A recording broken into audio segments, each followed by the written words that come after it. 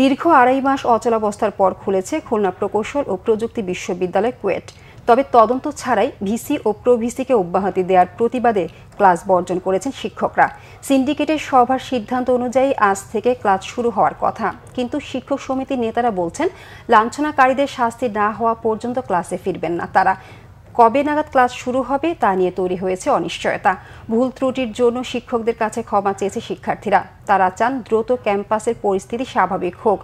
18 ফেব্রুয়ারি কুয়েট ক্যাম্পাসের বাইরে ছাত্রদলের সদস্য সংগ্রহ কর্মসূচিতে বাধা দেয় বিশ্ববিদ্যালয়ের শিক্ষার্থীদের একটি অংশ। এর জেরে সংঘর্ষে আহত হয় 1.5 শতাধিক শিক্ষার্থী। পুরো ঘটনার সাথে বিসি সরাসরি সম্পৃক্ততা না থাকলেও নিরাপত্তা ইস্যুতে তাকে লাঞ্ছিত করা হয়। শেষ পর্যন্ত লাগাতার আন্দোলনের মুখে অব্যাহতি দেওয়া হয় ভিসি ও প্রভিসিকে।